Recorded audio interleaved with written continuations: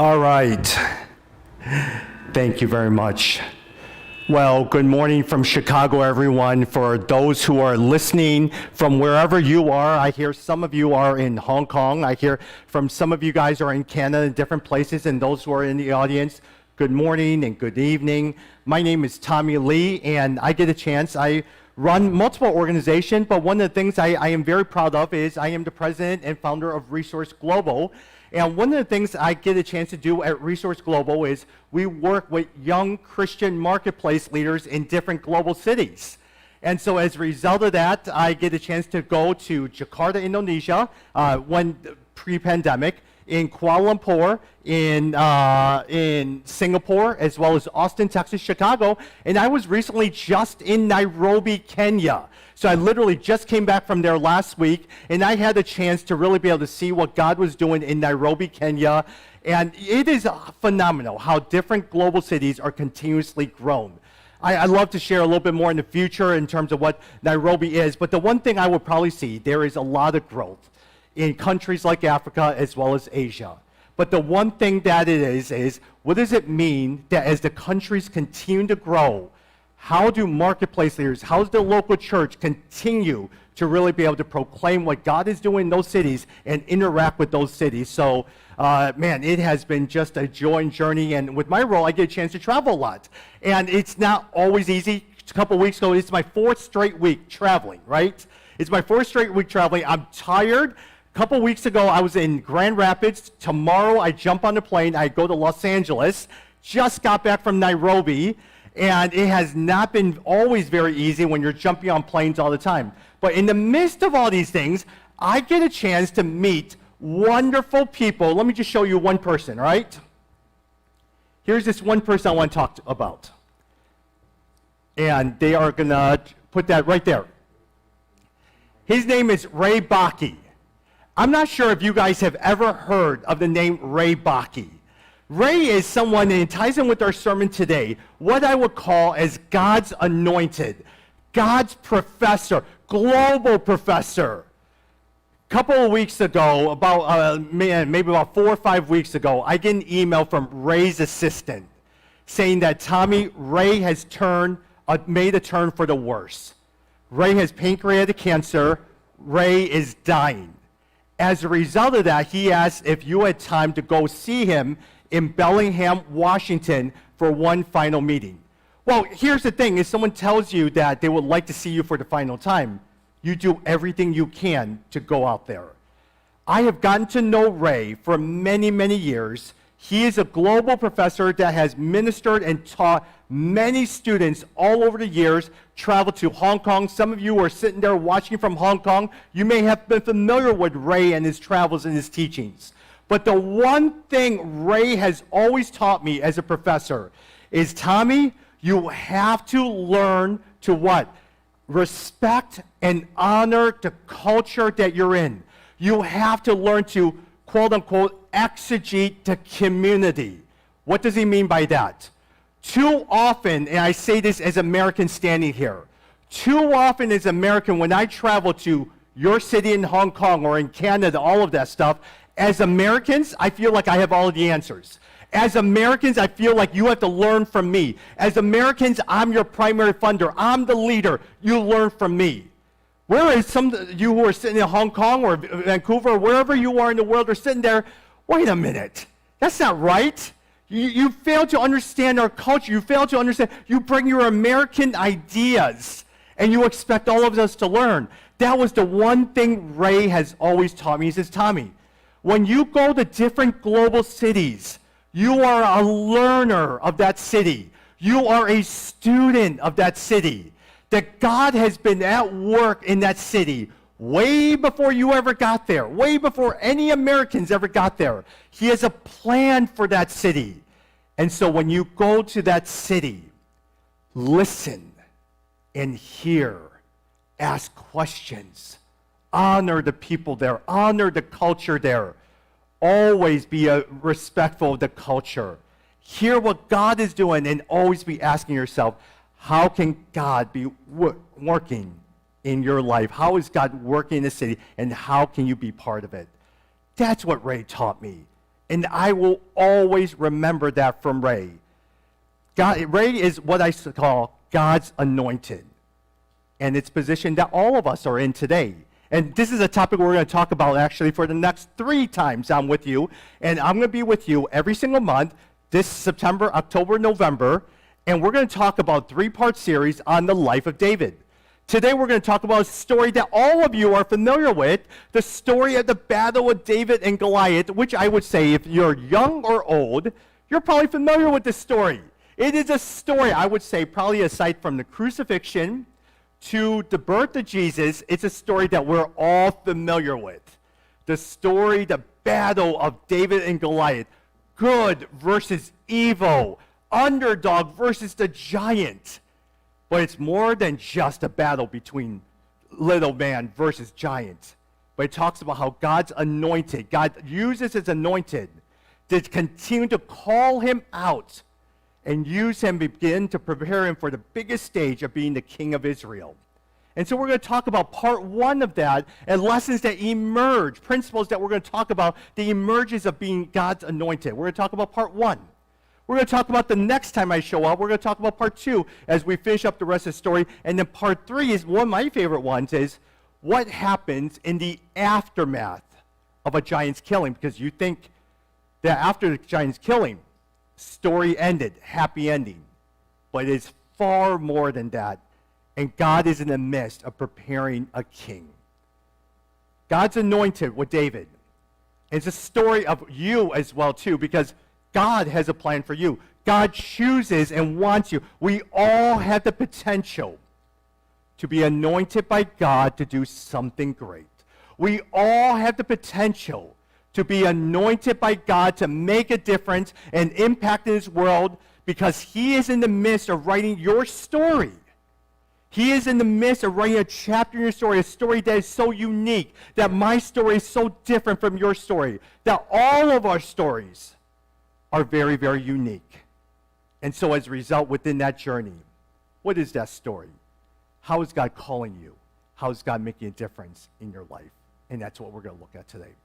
Hey, as always, I will probably say is, as you're getting to know me, you will find that I will need a lot of water in the midst of it. And so I always will tell people, please be patient with me during that period of time. I think I told you in the last time I had a sermon, I spoke to you guys.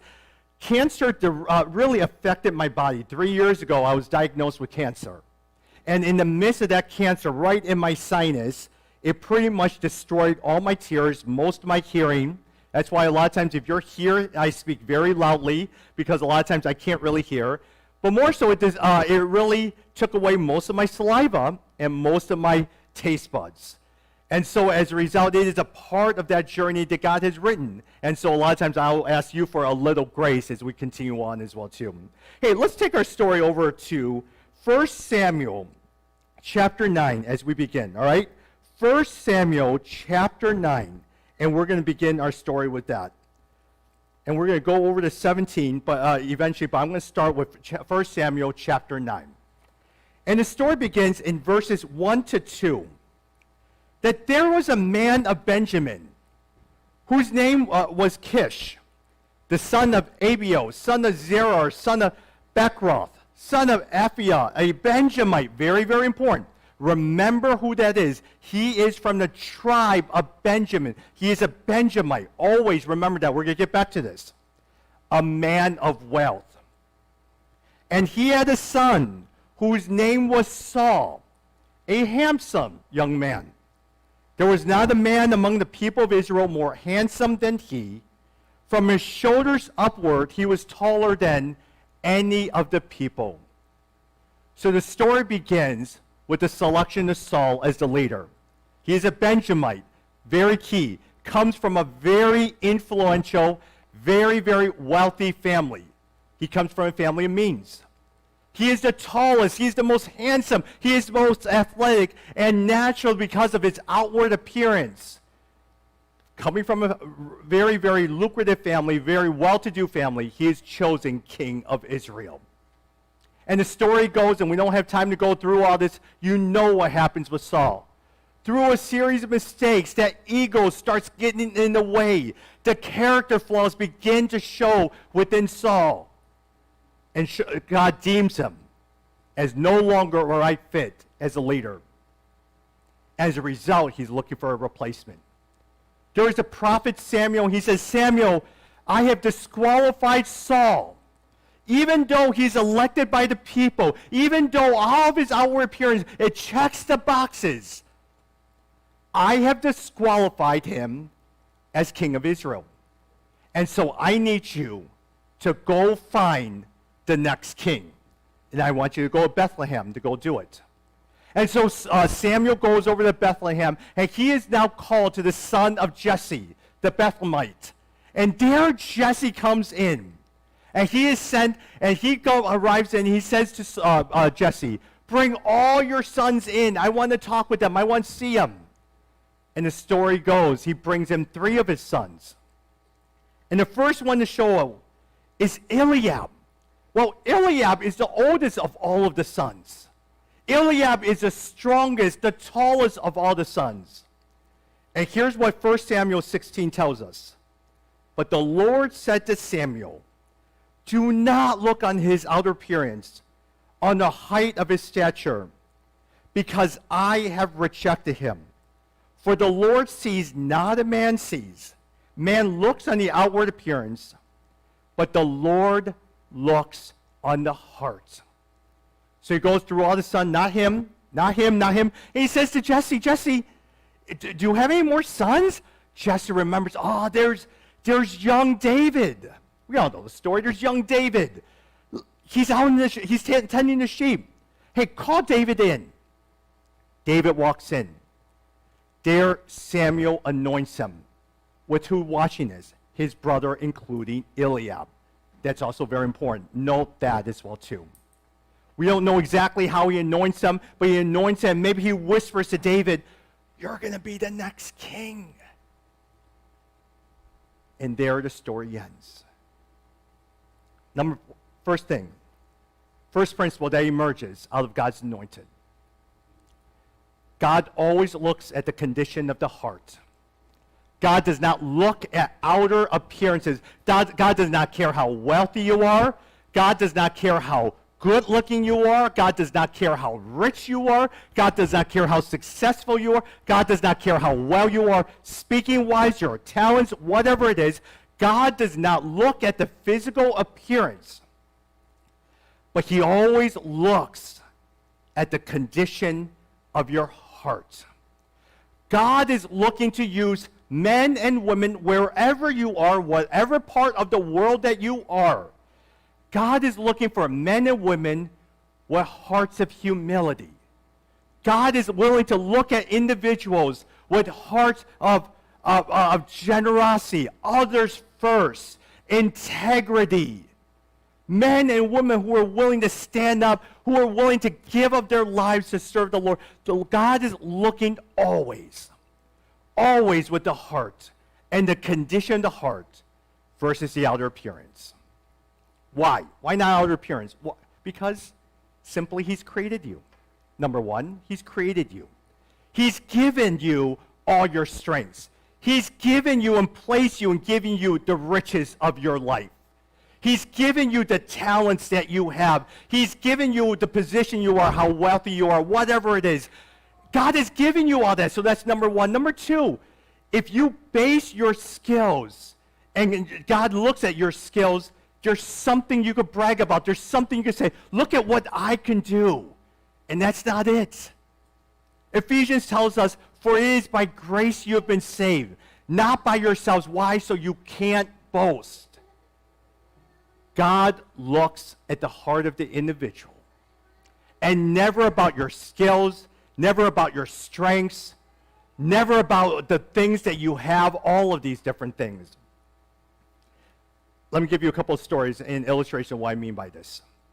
There's a pastor that I get a chance, so if you don't know me, I mean, instead of running 5 different organizations, I get a chance to run 5 different organizations, right? So instead of one, I run 5 different organizations. But one of the jobs I get a chance to do is I get to work with different ministry leaders on conferences that are held throughout the world. And in the midst of all that, I get a chance to interact with pastors, speakers that have books, radio, that have great podcasts, that have a pretty well-known, and that's either good and sometimes bad, all right? I've met different people, I say this, who have written books that I said, wow, I can't believe I met this person. Only to meet with them and realize, oh, wow, they're not exactly what I thought it was. So one situation comes in. I had this conference I was overseeing, and this pastor comes in, and he's very well known. He has a large social media following. He has book deals. He's always on the speaking circuit. He had to do, for this particular conference, he had to do one workshop, and he had to do one 10-minute devotion. That's all he had to do. And so as a result of that, he then charges $5,000 in expenses for his time. He traveled first class.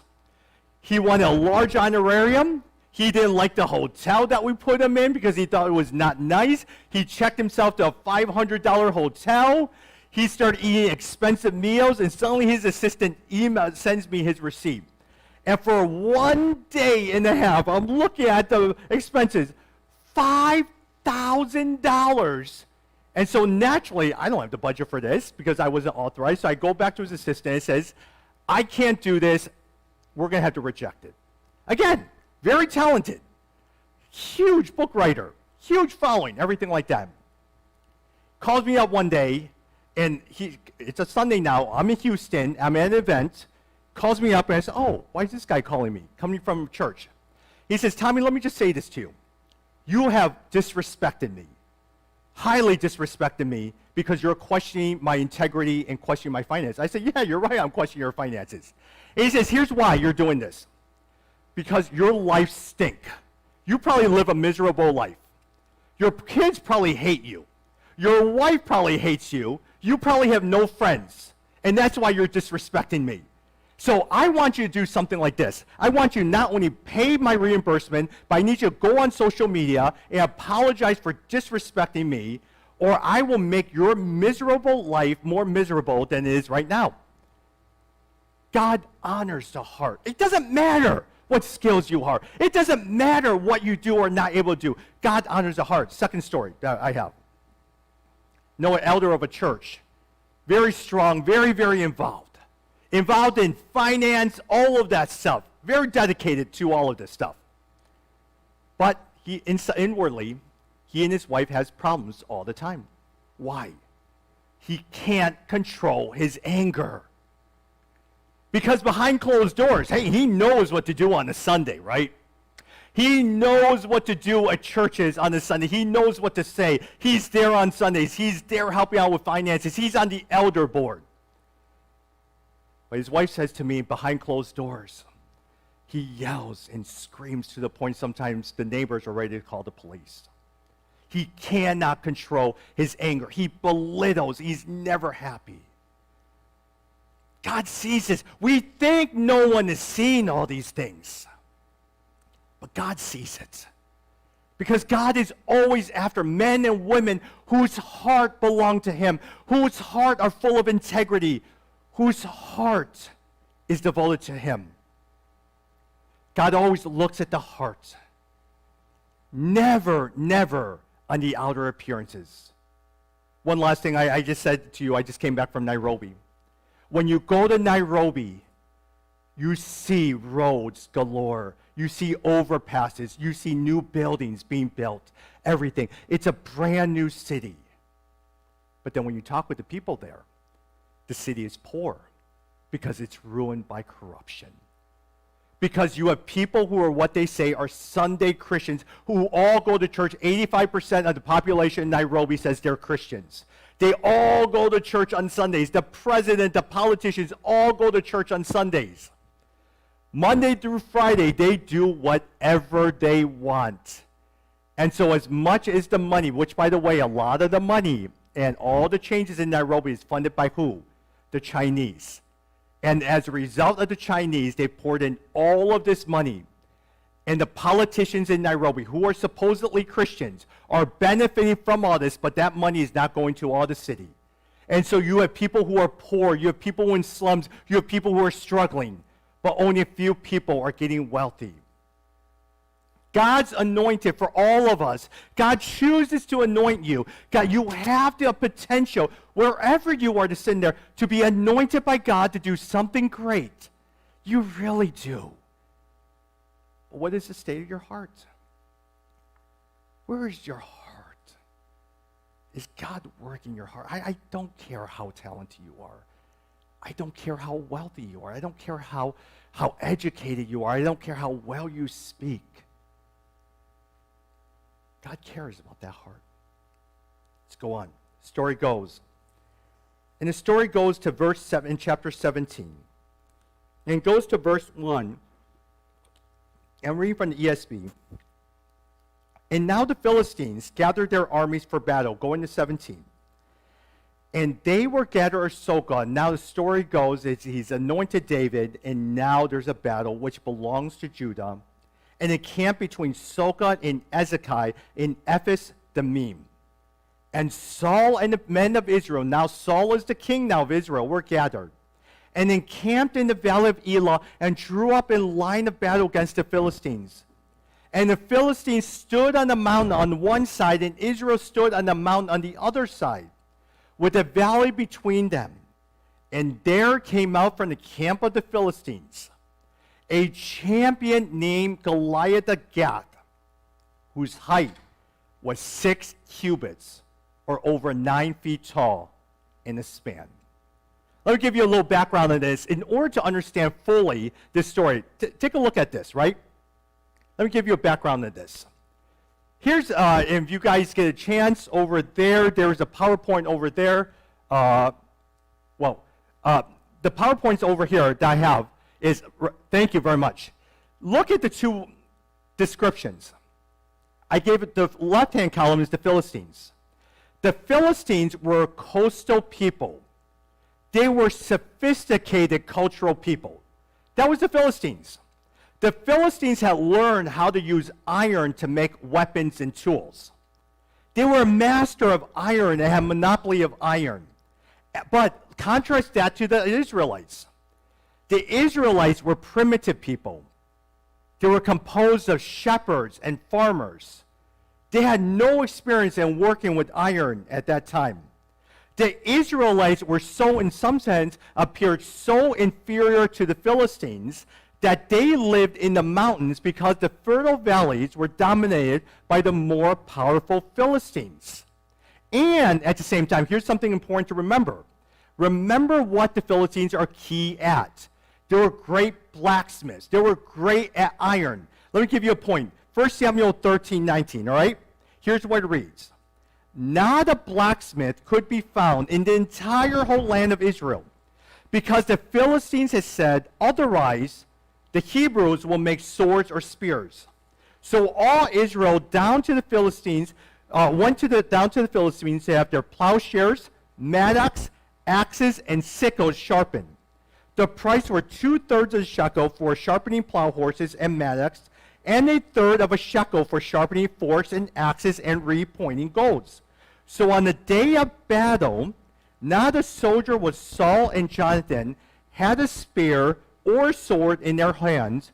Only Saul and his son Jonathan had them. What is the picture that's being painted? Understanding the context is very key. Philistines came from Gath, had all of the supply of swords and iron. They were masters at that. Israelites were the primitive people who lived in the non-fertile valleys in the mountains. They were farmers. They were shepherds. The only one who had weapons was Saul, and Jonathan had the swords. Because why? The Philistines had a monopoly on everything. So now you're asking, as we read into it, so why in the world are the Philistines invading the Israelites? Or are they just doing it for fun, or what's wrong with it? Let me show you a series of 3 pictures, all right? Here's a series of 3 pictures right here. If you guys could see all these things, here's the first picture. You see the Israelite camp, and you see the Valley of Ilia. If you go to Israel right now, the Valley of Ilia is still there right now. The Israelite camp is where the mountains are, and you see the Philistine camp. Let me actually give you a closer picture as well, too. You see right there, Gath is to the west of the Philistines, right, where they are. You see the Israelite camp, again, the Valley Ilia, and also the Philistine camp. Let me actually then now go to a third map, and now you'll understand why this battle was taking place. Take a look at this. Right in the middle, you see where Azekah and Soka was. That's where your Philistines and the Valley Ilia and all of that are. You see Gath right there. What do you see? The Israelite is right there in the mountain, and where does it lead? It becomes a gateway to what? Look up north. You see Bethlehem, you see Jerusalem, you see all of Bethel, all of these different places, Shiloh. It is the gateway to the Jordanian Valley. It is a key strategic point. The Assyrian Empire at that point in time, many of the empires went through this gateway to make their trades. What does the Philistines know? That as much as they have the fertile valley, if they can control that gateway, it opens up the trade routes for them to control the gate routes. It's like the tax collector in Matthew, right? So they need to control that gateway. And who's standing in the way? The Israelites. So as a result, let's bring in everyone and get rid of the Israelites. And you know what? We're such a powerful army, we're not even going to waste our time. Let's not waste our soldiers. Let's not have anyone get hurt. Let's send in our big guy, Goliath. Let's have him battle their biggest one because it probably doesn't stand a chance. And whoever wins, if we win, we'll leave, which we probably are guaranteed that we won't win. If we lose, we leave. If we win, you're out. And so Goliath shows up. And boy, does he show up. For 40 days, he comes in and out with the same challenge. Bring your best soldier. Bring your best hero. And let him battle me. And let's see who wins that out. All for this particular valley. And now we go to 14 to 18. David, in verse 14, was the youngest. The three eldest followed Saul, but David went back and forth from Saul to feed his father's sheep at Bethlehem. And for 40 days the Philistines came forward and took his stand morning and evening for 40 days in verse 14 and now 16. And Jesse said to David his son, take for your brothers an ephah of his parched grain and these 10 loaves, and carry them quickly to the camp to your brothers. Also take these 10 cheeses to the commander of their thousands. See if your brothers are well, and bring what? Some token from them, which you're going to actually, that plays an important role for them. Bring some token for them. If point number one is that God chooses to look at the heart of the individual, when God anoints an individual, he looks at the heart of the individual and never the outer appearance. Then number two, you never know when God comes calling. You never know when God comes calling.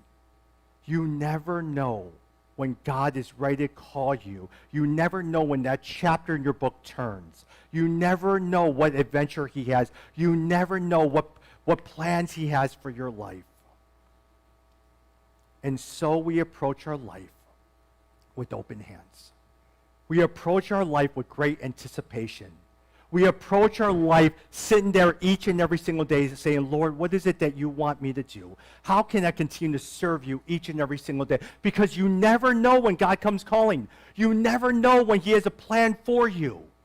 So you live with an anticipation. Because why? And we always talk about this. Because you are a steward of what God has given you. Because your life is not yours. But you are a steward of what God has given you. And when we are stewards, we are always anticipating to serve him in every aspect of our life.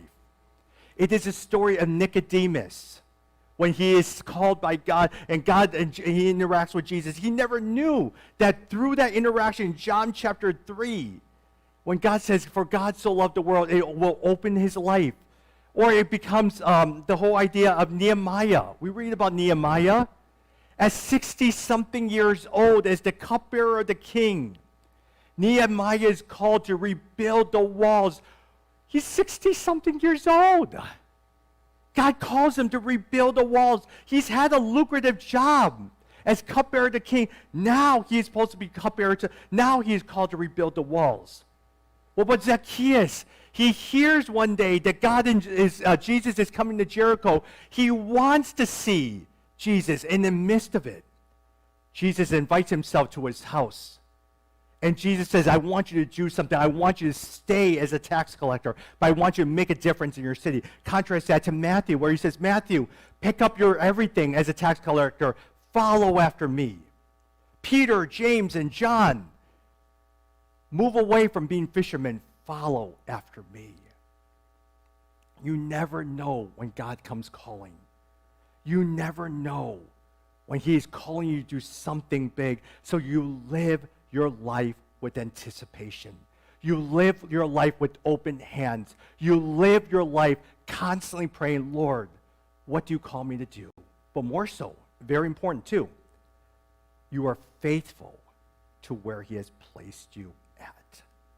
That wherever he placed you at, whether it's a stay-at-home mom, whether it's in a job that you cannot stand, whether it's a dead-end job, whether it's in whatever situation that you're in, you're faithful to where he has placed you at.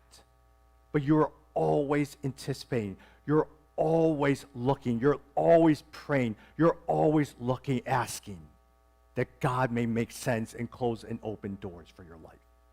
Here's the one thing, for those who are sitting there, especially those who are in their mid-20s to mid-30s, because I get a chance to talk with you guys quite a lot. If you're sitting there in your mid-20s and 30s, a lot of times you're always wondering what God was wanting you to do. You're always anticipating. You're always saying, God, what do you want me to do? I want to know what God wants me to do. But you're not content. Be content with where you are. Learn why God is, and we'll talk a little bit about that later. Be faithful to where God has placed you, but always be looking. If number one is God works in those who are anointed by finding those individuals and looking at identifying where the heart is, then number two, you never know when God is going to work. You never know when God's calling, so you're anticipating. Number three, and we're going to work at the final thing, and then we're going to move on. Story goes, in 28, Ilia. We remember Ilia, right? Ilia was the oldest son of Jesse. He was the oldest brother of David. Now, Eliab, his eldest brother, heard when he spoke to the men. And Eliab's anger was kindled against David. And he says, why have you come down? And with whom have you left those sheep in the wilderness? I know your presumption and the evils of your heart, for you have come down to see the battle. And David said, what have I done now? Was it not but a word? Point number three.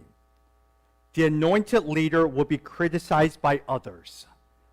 The anointed leader will not be free of criticism. The anointed leader needs to learn to have thick skin and learn that he or she can never make people happy, everyone happy, and you are sometimes prone to criticism, and you are not free of criticism. You're going to have to learn that. Too often, a lot of times, we like to be liked, right? And especially for those who are Asians sitting here, we like to be liked. We don't like conflict. I don't like, for me personally, when people criticize me. My defenses get up. I sit there, question all of these different things. I like peace. I don't like to deal with conflict. We don't like when people don't like us. But sometimes as God's anointed, you're going to have to make decisions that will never make people happy. You may make decisions that people would disagree with, that are critical with. People may not like you because they're jealous of you. People may not like you because they just don't like you. God's anointed will not be free of criticism. And you're going to have to learn to have thick skin. You're going to have to learn not to take it personally. But as God's anointed, you are making decisions that glorify and honor the Lord in all that you do. And that's the very fact. You're going to have to deal with criticism. Just like, for instance, Eliab over here doesn't like David. Why? We don't know. Does he have a vendetta against David? Does he not like the fact that David was anointed by Samuel and he wasn't? We don't know. I would guess probably so. And so he's critical. Look at what he says to him. This little flock that you have, these few sheep in the wilderness, he's very critical of him. You're not going to make people happy. And so as a result, how do we learn to have thick skin? How do we learn not to make things personal, but to continue to go forth with what God has called us to do? If number one is the fact that God's anointed, God looks at the heart of the individual and never the outer appearance, then number two is that you never know when God comes calling. And you live with open arms, you live with open hands, you live with anticipation, asking that God is working. But number three, you gotta learn to be thick-skinned. You gotta learn not to be taking things personally. You gotta learn that sometimes people will be critical out of jealousy, out of the fact they disagree with your decisions, whatever it is. But you're gonna have to learn through all that stuff. God's anointed means that you are a steward of what God has given you. And for David, he had to learn these lessons before he became king. And so as a result of that, now next time I come back, we're going to talk about part 3. There's a second half of the battle against Goliath. And then we're going to talk about the aftermath of days. But for you, look, here's the one thing I would say to you for those who are listening. Wherever you are in the world, as you sit there, always know that God has a plan for you. Always know that he chooses to want to anoint you to do something bigger than you can't even imagine for the gospel. Now, you're going to have to figure out, as we wrap up, what that calling is. But that means you've got to be asking and living in anticipation of what that practically means in your life. But you're going to have to do business with your heart, because no matter what your skills are outwardly, it's the heart that really matters. So as we sit here, do we want to be used by God? Yeah, we do. Do we want to be doing great for God in everything that we do? Yeah, I think all of us will say yes. But what does it say to your heart? Are you anticipating for God to work in your life?